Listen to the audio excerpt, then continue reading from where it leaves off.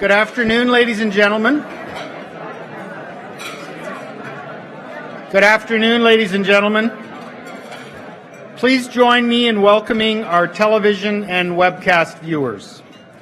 My name is Fred Mifflin, President of the Canadian Club of Toronto. Viewers, we're very pleased that you are participating with us today for the third installment of our Canada 150 series.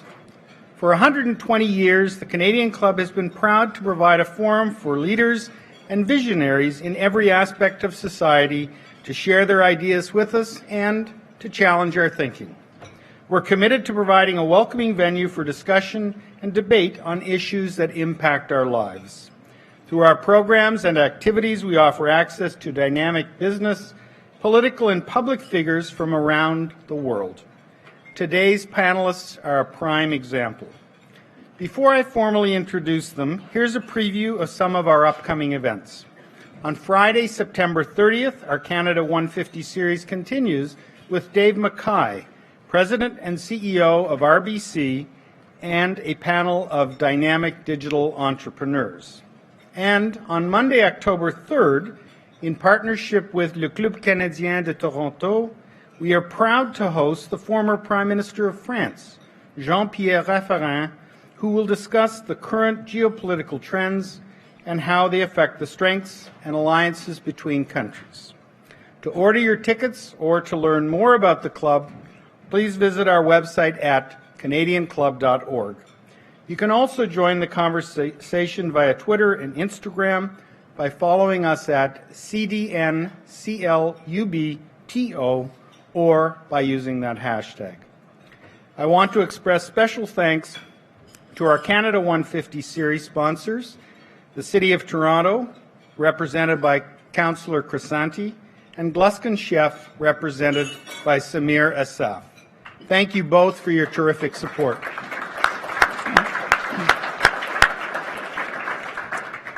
I also want to recognize the youth and young leaders who are with us today.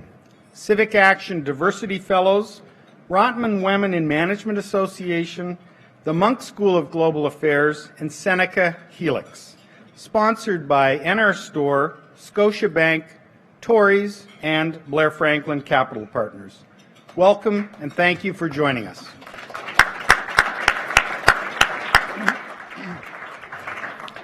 And now our panelists.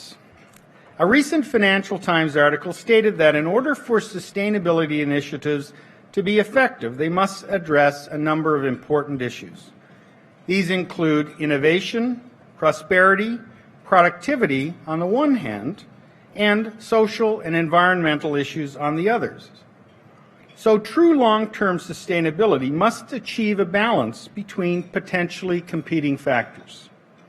This afternoon, we're fortunate to have a talented and deeply experienced group of panelists who have successfully embedded sustainability as part of their organization's strategic objectives. Lorraine Mitchelmore has more than 25 years of global experience in the oil and gas industry. She's held senior roles at some of the world's leading energy companies, including Shell Canada, Petro-Canada, Chevron, and BHP. Dr. Ilse Treurnicht is an expert in emerging technology and innovation. Since 2005, she's been a leading force in Toronto's Mars Discovery District, where she currently serves as CEO. The Innovation Technology Hub supports entrepreneurs in a number of key sectors, including health, IT, and clean tech. Annette Verschuren has received our nation's highest civilian honor, an Officer of the Order of Canada, for her leadership in the retail industry and for her long-standing commitment to corporate social responsibility. For a period of 15 years, she was instrumental in growing Home Depot Canada, both at home and internationally. She currently serves as Chair and CEO of NR Store. We're also pleased to have Susan McArthur moderating the discussion today. Susan is a former investment banker and is currently the managing partner at Green Soil Investments and is a close friend of the Canadian Club. Ladies, the Canadian Club of Toronto's podium is yours.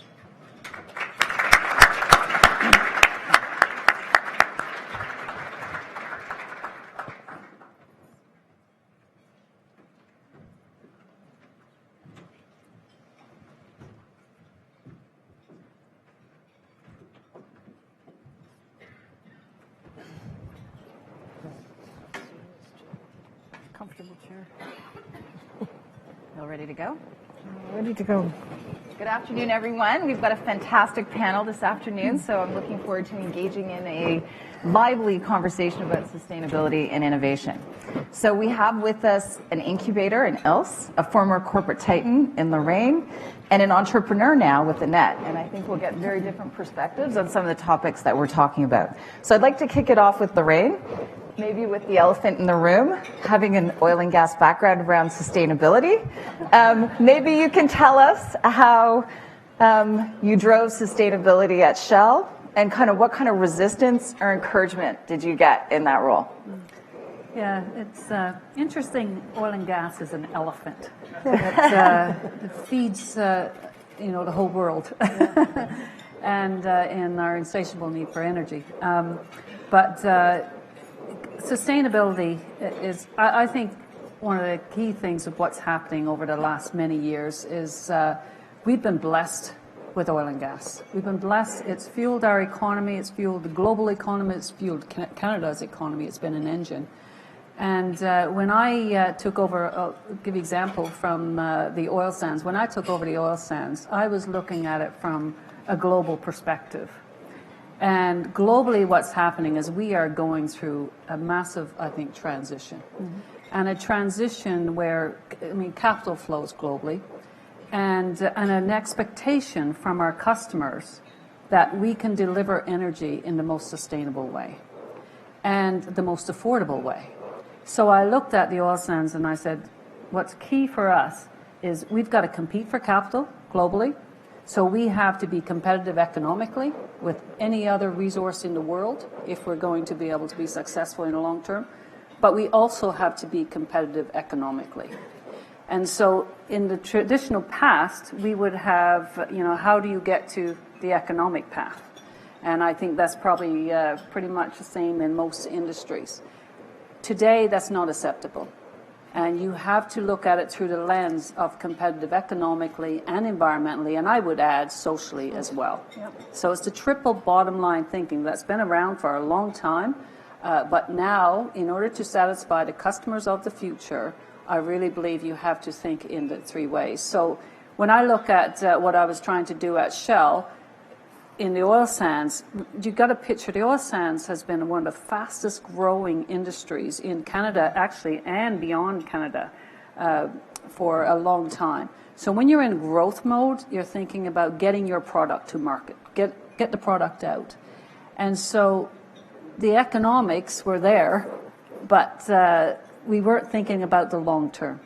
And so the real push, we had to get the culture to say right from day one, from when you design a project and how you operate a project, every person in the organization has to think about how you're going to do it economically and how you're going to do it environmentally. And that was the banner that was right across the organization. Right. And the front line as well. The resistance was, we've always done it this way. And I'm sure every other business is the same thing. Right. But key thing is to get the front line thinking that way. Right. And so front line often around boardroom tables or management tables means how do you get capital allocated to your projects? So maybe Annette, you can speak to that in terms of what you're doing at Enerstore and maybe previously what you did at Home Depot in terms of making sure that you get the resources for the sustainability and the innovation around the table and that the organizations are focused on what you're doing.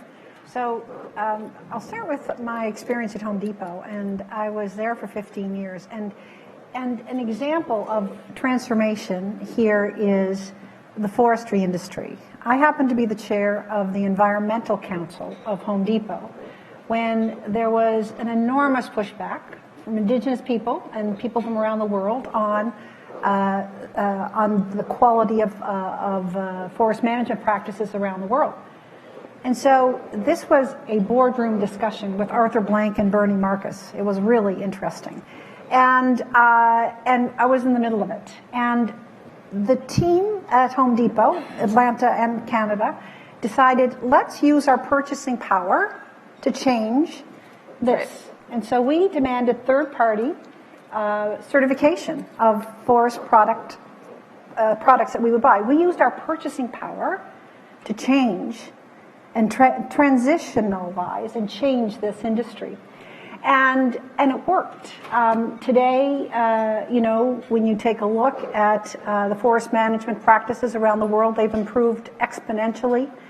Yes, there are a few problems, but what happened was the leaders at Lowe's, leaders at Rona, everybody followed that practice, and it changed the industry.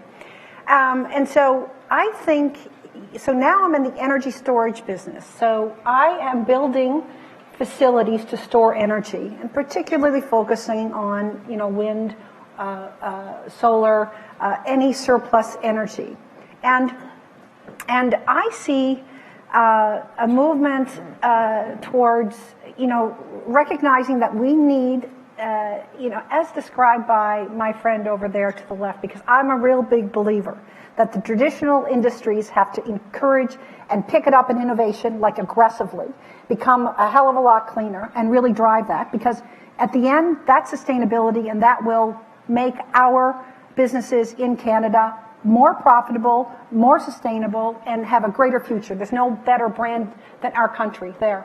But in terms of energy storage, so we're building facilities, flywheel facilities, local manufacturer here, Temporal Power, Hydrostore, which is a compressed air operation. We're building a really interesting incubation system to drive the low carbon economy. And so we need to get the traditional businesses going, and we need to build that future economy. And so that's what we're trying to do. I think, Ilse, this is a good time for you to jump in. So Ilse is CEO of Mars, which is a great incubator for many new emerging companies, including in the clean tech space. And, maybe you can talk about the challenges some of these companies have had attracting capital and getting into the marketplace, and your views on how we might resolve some of those issues.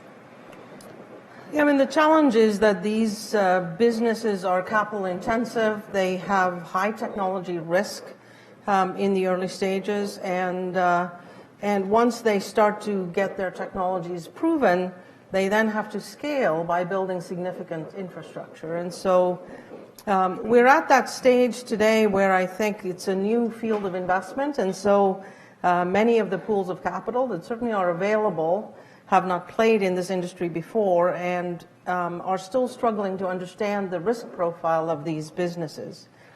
And what we have to do, we have absolutely no choice, is we have to actually build a continuum of funding options across that life cycle, starting with excellence at the early stage research, because we need to keep fueling our pipeline and train the talent we need. But then you need really tech-savvy, early-stage investors who will work with the companies to de-risk the technology and do the incredible heavy lifting to get them to scale. And then once that first pilot plant or first production plant for commercial production is ready, you need project financing, which is a whole other beast. But here's the really simple reality about this type of business. In the future, as economic markets scale for clean tech, we're either going to be a buyer or we're going to be a seller. Right. It's pretty binary. So I think in terms of capital, our investors, hopefully as we get more proof points along this food chain, will see that this is actually an opportunity for Canadian businesses to really succeed internationally and in attractive businesses, and they'll back these entrepreneurs. Or, given that both talent and capital are mobile, those businesses will be funded by international capital, or they'll move and build their first production plant in China. And the result of that will be the wealth won't accrue here, the economic benefit won't accrue, and our innovation deficit will keep dropping. So I think we're at a pretty interesting fork in the road in terms of either getting serious about backing this industry, because the potential, not just of the market pull, but of the quality of our entrepreneurs is extraordinary. Yeah, it's really interesting. We talk about capital, and, I think, Lorraine, I'd pass it over to you. Annette, you raised a good point, and Ilse, you've raised a good point, too. Like, what is capital? So there's risk capital that comes in to fund the companies. There's also procurement capital that's really important, and human capital to make sure that these companies have the ecosystems to grow. So let's talk maybe a little bit about kind of corporate or more institutional capital, and how do we get corporations at the table spending their money to make sure that this does happen, Lorraine? Yeah, can I talk more about patient capital? Sure. Because you talked about we're going to need large-scale investment to transform, and I'll speak from an energy perspective, to transform our energy from a competitive, into economic and environmental competitiveness globally. And I want to give the example of Aostra. For those of you in the room who don't know about Aostra, but Aostra was a $600 million investment by Lockheed to unlock the oil sands. $600 million, and it's fueled our economy for decades. So I think we need to create these ecosystems around solving problems. So government needs to play a role in patient capital because venture capitalists are not patient. And so it's very difficult to get that capital invested in these early stage ideas where we want to solve problems. And so I think government has to play a role. And if they're focused, and I don't think they should invest until they actually can line up business. So because they have to invest in something that's going towards a market. And so you line up business with government, with our research institutions as well. And it's also about repurposing dollars. So we say, government, already spends a lot in research. What I look at, and I'm going to talk for a minute on our resources and the maximum value for our resources. Annette talked about our traditional economies, our traditional resources. They are the fuel for our future resources. So I look at, right now, a clean tech industry is about $12 billion or something per annum. Do you know that's roughly what we leave on the table by not selling our oil and gas at a full amount that we need, by not having a pipeline? So I can't understand why we leave that money on the table, equivalent to what a clean tech industry is, when we could be using that money to actually reinvest it, repurpose it, to actually transform our industry into what Annette talked about, a global industry that actually is a brand for sustainability and economically and environmentally competitive. So I think we need to talk more about how we think about the ecosystem and how we transform our economies and how we use that money. And not just think about, we got to go attract capital globally. It's actually rethinking the whole system. It's interesting, the conversation around patient capital versus early stage capital. There's a big poll developing between, do we spend all our money on the next big thing that might be multi-billion-dollar project, or do we spend money on more incremental, sustainable conservation type technologies? So Ilse, do you have a point of view on that? Well, I think we have to be realistic.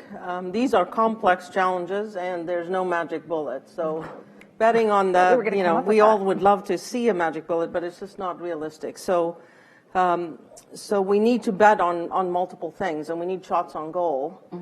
The thing that is fantastic, though, is I think if we look at the quality of the entrepreneurs and the bets they are placing, and Annette referred to a couple of them, in energy storage, hydrostore, in solar, Morgan, QD Solar, next generation technology out of the University of Toronto with quantum dots and solar, NanoLeaf, next generation lighting solutions. These entrepreneurs recognize that we have a big, hairy problem, and they're swinging for the fences. So I think our commitment needs to be to back them and give them a chance. On the incremental technology, and I know that doesn't have the sex appeal, but the reality is I think increasingly that will become a business imperative. Forward-looking growth companies will simply need to focus their investment on those incremental technologies for business reasons, and the sustainability will be demanded by their ecosystem partners and their employees and our social contract with each other. So I think we might get smarter at designing more financial instruments to fund those, but I think the business imperative is now pretty compelling. So let's think about human capital. It always annoys me that Elon Musk passed through this country and somehow we let him get away. Like, how does that happen? So how do we keep the best and the brightest here? How do we attract the best and the brightest? And how does that impact our innovation and sustainability? I think we have to create the market to a great degree. Government needs to support, not in big grants or anything, but we are about to invest billions billions of dollars in our country in infrastructure. Why isn't part of that money going to include Canadian companies that, that are clean tech, that are low carbon? I think we need to develop ways in which we need to support. We need to create the market for these companies. And, we have been losing them in the past, but I think Ilse would agree that that's changed a bit. I mean, everybody's so afraid of Donald Trump. I think they're all, incented to stay here. But I think there's going to be, I agree with Ilse. The business, it's ready. We're ready to go. We have an enormous opportunity to really drive the clean tech, innovative opportunities and build up companies across Canada. Where are the new jobs going to come from? Yes, and we have to retrain the people in the industry. I'm from Cape Breton.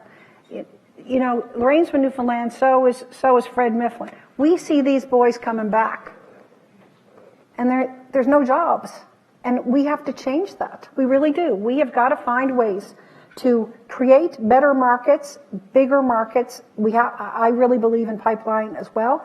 We need to create that market and become the best in that market, but at the same time build that new economy that we need to go to. So, ready to go, we've been talking about this for a number of years now. Canada has a well-known productivity issue. Yep.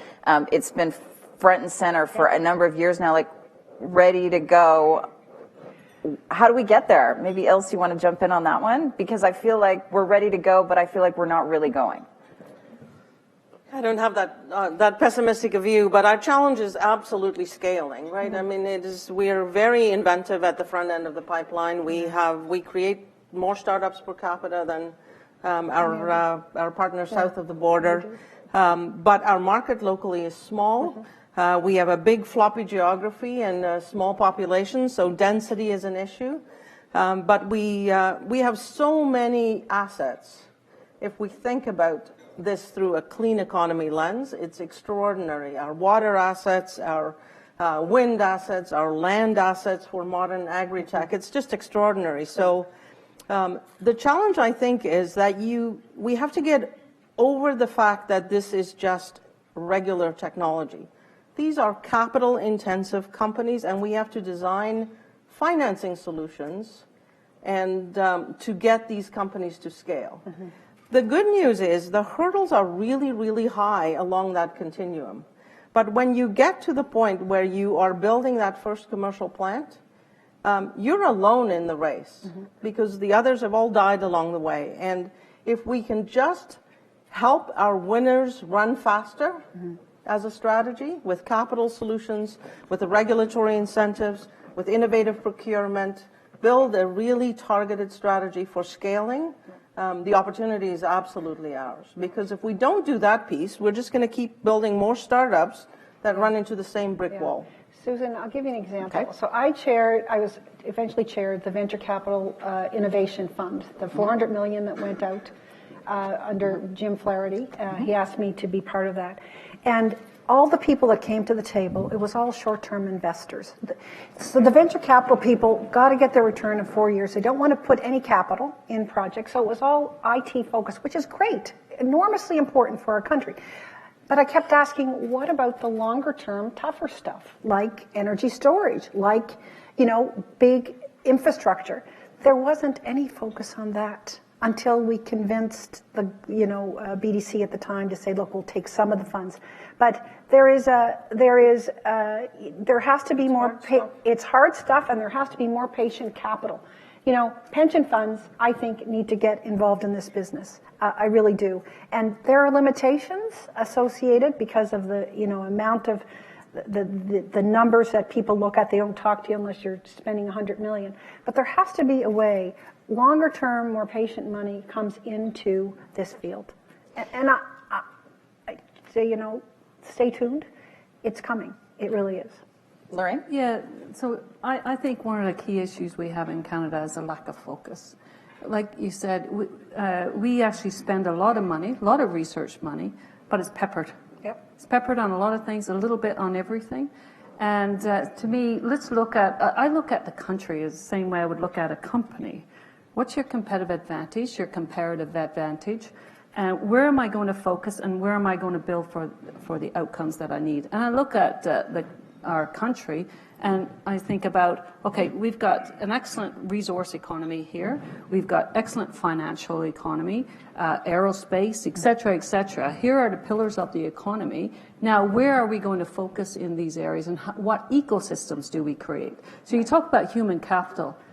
I can guarantee you can attract the best in the world when you have a problem to solve. So we just put out in the industry last year the X Prize, which is Peter Diomedes, I can never pronounce his name, but it had the most applications anywhere to try and solve the decarbonizing the oil sands. We'll attract the best and the brightest with that. So if you're very focused, you create the right ecosystem, the right framing around how you make decisions, regulations, you get actually certainty, you will get business investment in that. You will attract the best and the brightest. So I think that's one of our challenges is we're peppered everywhere. We need to be focused. And we need to, as a government, I was mentioning this earlier, we need to actually frame up very simply how we are transitioning from the old industrial economy, which has served us well, to the new economy, lower carbon economy. Right. Not just we're switching to clean tech. Well, clean tech is an enabler to actually move through, transition forward. through this economy. underneath It's not just a sector, it's an enabler across the extraction industry, across manufacturing, buildings, everything across our entire economy.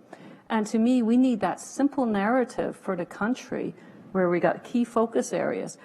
And I think the country that wins this whole transition will be the one that has a real sense of purpose and a framework for how you transition, and you'll be able to attract the best and the brightest to be able to do that, and the capital. But it needs that. It's really interesting. Ilse, you just tweeted an article by Steve Fuller, who's a philosopher, who talks about entrepreneurs solve problems, and the institutional world needs to be more intelligent to help facilitate the regulatory environment to make to allow these entrepreneurs to solve the problem. So how do you see kind of the partnership with the three levels of government? We have the deputy mayor here today. How do you see that unfolding? Because that can be very long and cumbersome.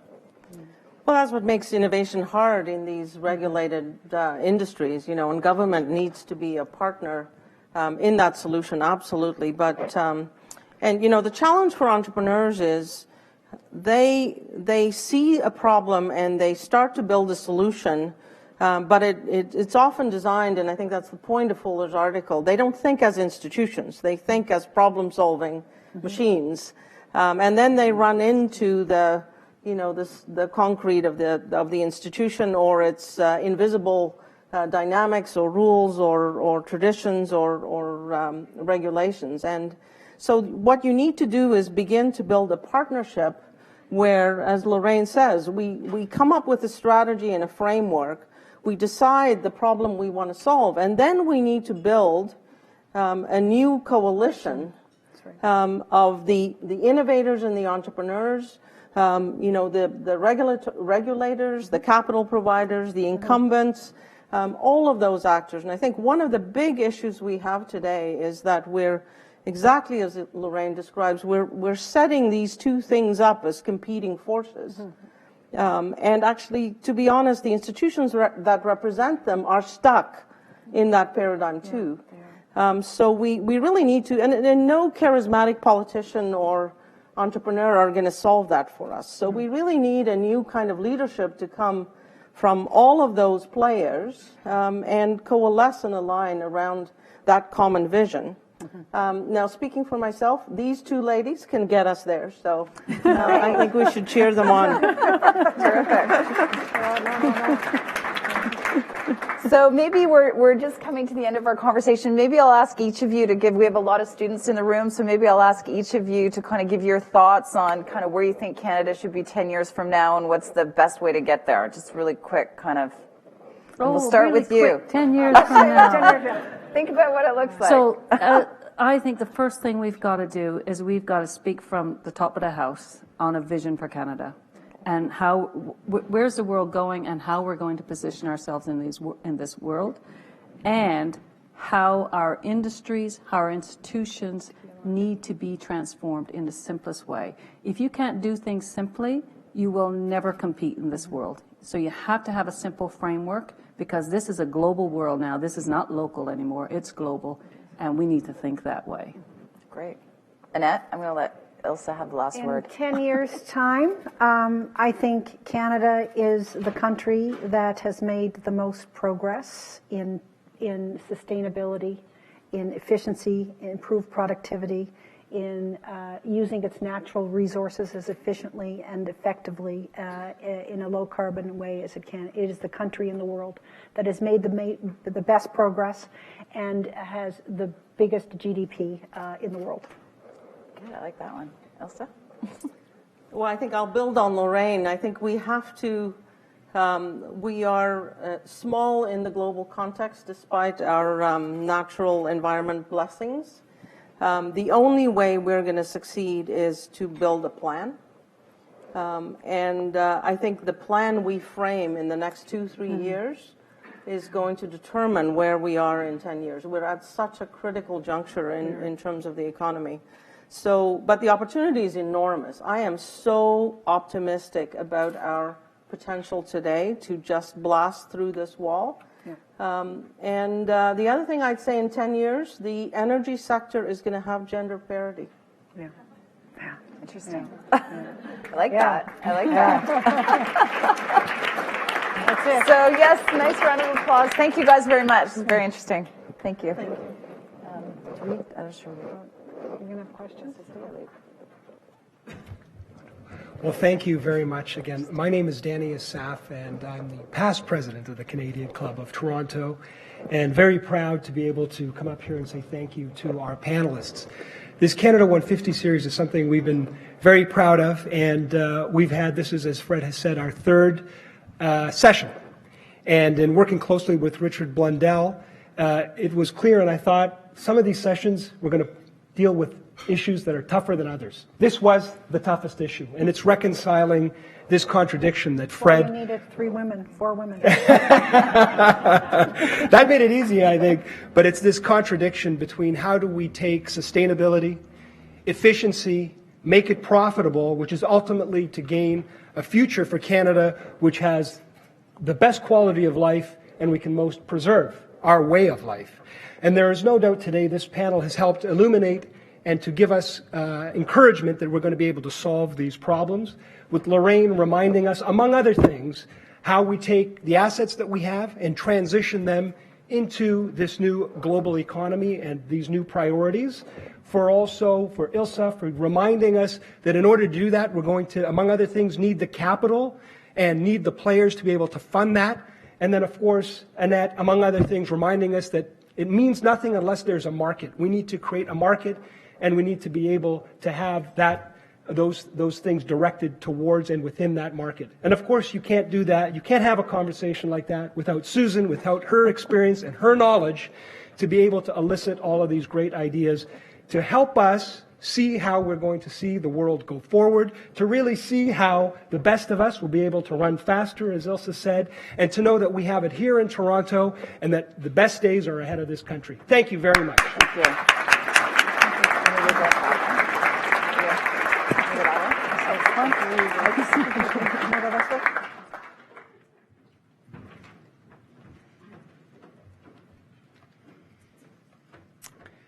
Thanks, Danny.